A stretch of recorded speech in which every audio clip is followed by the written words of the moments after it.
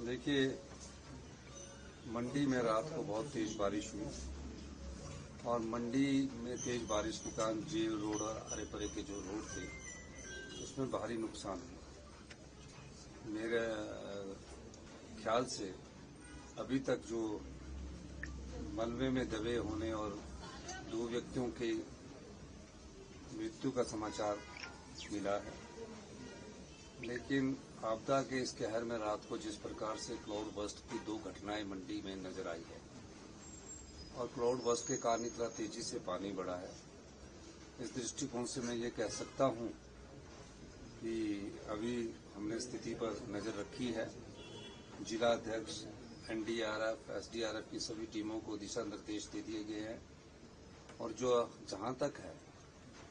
पहले ये पता लगाया जा रहा है कि जो मंडी में जो रात को अत्यधिक बारिश के कारण जिन घरों में लोग फंसे होंगे उन्हें कैसे निकाला जाए, और हमारी सरकार ने उसको निकालने की प्रक्रिया को सुबह से आरंभ कर दिया। ऐसा क्या सरकार किसी स्थायी नीति के बारे में भी सोच रही है, क्योंकि आप लगातार ये कहते हैं कि नदी देखिए, स्थायी नीति के बारे में कल हमारी आपदा पर विस्तृत चर्चा कैबिनेट में हुई है। 2 बड़ी कमेटियों का हम गठन करने जा रहे हैं और एक फैसला हमने किया है कि अब कोई भी सरकारी संस्थान जो है,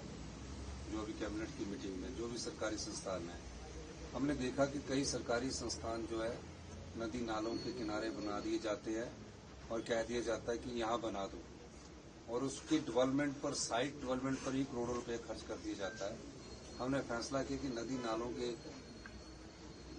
से कितने मीटर दूरी रखनी है, जहां सॉफ्ट स्टेटा उससे किस प्रकार स्टेटा का अध्ययन करना है, इस सब बारे में एक कमेटी बनेगी और जो भी स्थायी सरकारी संस्थान की बिल्डिंग्स बननी होगी वो नदी नालों से तकरीबन 100 से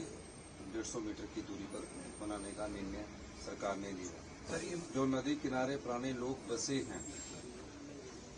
पुराने लोग नदी नाले के किनारे बसे हैं, उसके लिए एक कमेटी का, उच्च स्तरीय कमेटी का गठन किया गया। ये जो मंडी में घटना हुई है सर, इसमें कोई फौरी राहत मरने वालों की? हाँ, देखिए, वो तो राहत तो हमारा जैसे ही घटना घटती है वैसे ही मिलनी शुरू हो जाती है, लेकिन फौरी राहत से मतलब नहीं है। हमें तो सिर्फ जान बचानी है। जो बेचारों के घर से कोई डेंजरस हो गए उनको वहां घरों से निकालना है, ये दृष्टिकोण सरकार का होता है। राहत के मामले में हमारी सरकार कभी पीछे नहीं रही है, आगे भी कभी पीछे ही नहीं है। सर, आज के लिए भी ऑरेंज अलर्ट है सर, और निश्चित तौर पर अभी तो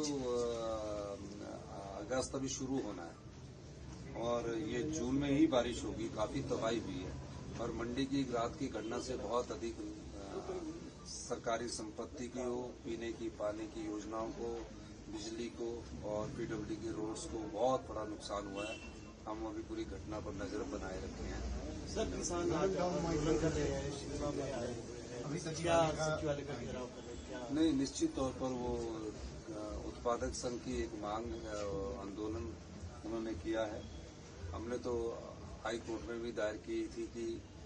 अभी सीजन चल रहा है और सीजन के समय फलों को ना काट, फलोदार पौधों को ना काटा जाए। कल एजी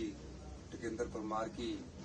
अपील पर भी अपील हुए, उन्होंने भी यही कहा कि इनको ऑक्शन करने की बात की गई। चीफ जस्टिस उनसे जब उनसे पूछा गया तो उन्होंने ये जवाब दिया जिसके कानून में स्टे मिला है, तो उसकी पूरी जजमेंट आ रही है और मैं इस मामले में हम चाहते हैं कि जो जिन पौधों को पाला गया है उसको सरकार ऑक्शन करे और इस सीजन के समय अभी ना किसी को उजाड़ा जाए और न किसी को इस प्रकार की बात की जाए। एक और मैं कहना चाहूंगा कि सुप्रीम कोर्ट ने बहुत अच्छा डिसीजन दिया कि शिमला में जो ग्रीन बेल्ट्स है उसमें कंस्ट्रक्शंस के बारे में कोई होटल वाला गए थे, उस पर सुप्रीम कोर्ट ने हमारी दलील को सही ठहराया और जो ग्रीन बेल्ट्स पे हमने जो कहा था उसको कहा कि ये सही है। शिमला को और हिमाचल प्रदेश को बचाना तो हर जगह पहाड़ पर कंस्ट्रक्शन करना ठीक नहीं है, उसको भी सुप्रीम कोर्ट ने अपहेल्ड किया।